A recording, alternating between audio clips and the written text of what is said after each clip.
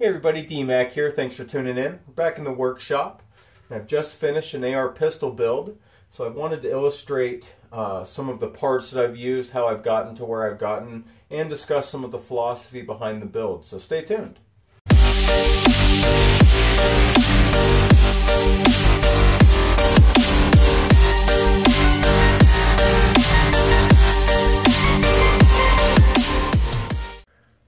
Alright everybody, thanks for staying tuned. First we're going to discuss some of the philosophy behind the build here. I wanted to build a CQB firearm. I wanted to build a tight little short-barreled option that was easy to maneuver in and out of buildings, in and out of vehicles, something that's easy to conceal, something that was lightweight, something that had a pretty short overall length, but something that had a hard, heavy-hitting rifle caliber punch. So that's where and I like the AR platform, so I decided to build an AR pistol. When deciding the calibers, I decided on 300 Blackout because I do feel that 300 Blackout is an optimized caliber for short-barreled packages like this. This is kind of what I envisioned in my head, and this is what came out in the build right there. Go ahead and start discussing some of the parts right here. The total build from front to back is 25 inches long, and it weighs 6 pounds 4 ounces, so it's what, 6 3/4 pounds. 6 1/4 pounds right there. Real nice, lightweight, short package right there. That easily reaches out to that 150-yard range that I'm looking to do. Starting back here, I've got my pistol brace is going to be a GearHeadWorks Tailhook Mod 1. This is a really awesome little piece right here. Solid aluminum construction. It's got a QD socket right here on the back, so that if you do want to move out to a wide 2-point, you can very easily do so. I've been a big fan of the tail hook because of its just nice solid mount, solid lightweight construction. To deploy it, you just push the button right here and it kicks the tail hook out. What that does is that gives you a really nice second point of contact if you are shooting it one-handed right there, so that you can stabilize the platform in a one-handed shooting configuration right there. If you go two-handed as well, you can, really does stabilize that platform quite well for you, and it works out really well. I really like it when I'm in a cheek weld. This part of the tail hook digs into my pectoral muscle right there, and it helps stabilize the firearm against my cheek there, so that I can get a proper sight picture. I used a lot of Anderson parts in the build to save some money, and just to get it up and running. The shop that I was purchasing my parts from had a lot of Anderson stuff available, so it made sense.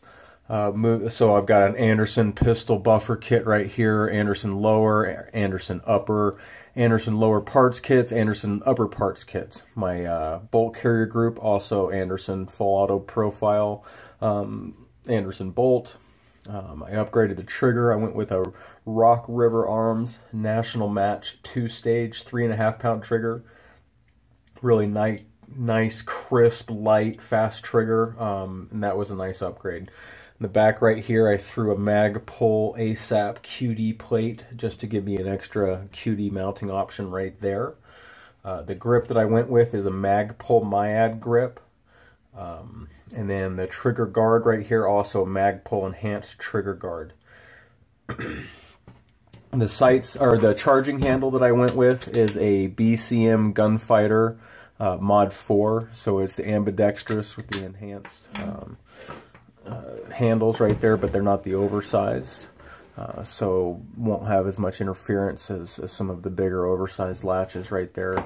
And I'm really a big fan of BCM charging handles. They're comfy, and I use them in several builds.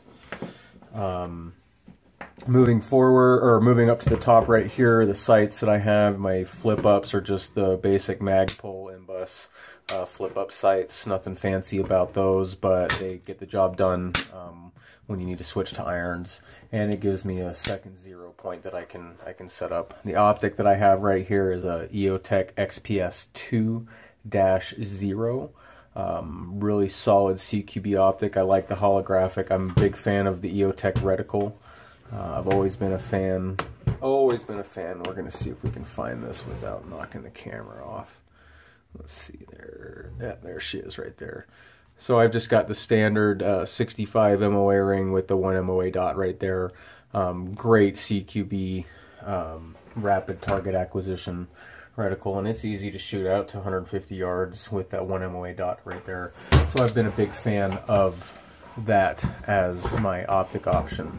The handguard that I went with right here is a Seekins Precision 9-inch KNOX rail. Really nice, lightweight, slim profile, low profile handguard. It's got a lot of ventilation in there as well, so it cools down nice and quickly. It's got QD sockets on the back and on the front right there on both sides, so you got plenty of mounting options. Mlok, I believe they make it in key mod as well, but I like Mlok. Gas block that I've got mounted right here is also a Seekins Precision adjustable gas block. You can see the set screw for the adjuster screw right there. You also have to come in from the front to and loosen the set screw that's in the gas block to be able to move the adjuster. So it is kind of a pain in the neck, but with long reach Allen keys, it's not too difficult. The barrel that I have right here is going to be an Anderson 10.5-inch 300 Blackout barrel with a 1 1/8-inch twist. I feel that's a really solid twist rate, stabilizes everything from 110 to 220 grain really easily, really comfortably, and I've had great performance out of both super and subsonics out at that 100 yard range right there. The angled foregrip that I have right here is a Seekins Precision M20 angled vertical foregrip right there. And that's one of my favorite add-ons to this right here because it just gives me such a solid front reference point right there. Just locks the firearm into your hand, locks the pistol into your hand right there. And it just sets my thumb on the actuator for my weapon light, so I have really quick actuation of my weapon light right there, and I can also flip up my MBUS really quickly right there. So that's just a really good reference point, really good index option. And then with the QD socket right there, I really like that QD mount. Let's see, moving forward, the light that I went with is a Surefire X300U weapon light. So it's just one that I had off of a pistol that I took and married it onto this, and I mounted that on with a Magpul aluminum offset mount right there, and that, as you can see, puts it in the perfect position so that when I'm behind my optic, it just hides right over there. Really good at just getting out of the way, and then my thumb's just in the perfect spot to actuate it without needing the remote cable or remote switches or anything like that. To finish out the package, I just have a Yankee Hill flash hider, or thread protector right there. Decided not to go with a flash hider or compensator because it just makes this firearm louder. The recoil is very manageable. I don't get too bad a flip with it. I like the 10.5-inch barrel. You get really good full powder burn, so I don't have a huge visible report coming out of the end of the barrel right there. And I wanted to minimize the size as much as possible, keep it under that 26-inch profile. So this is my build. Let me know if you have any questions about any of the parts that I used in this build right here. Feel free to like, comment, subscribe, and share this video. Stay tuned for future videos. This is Dmak signing off. See how she runs, so check her out.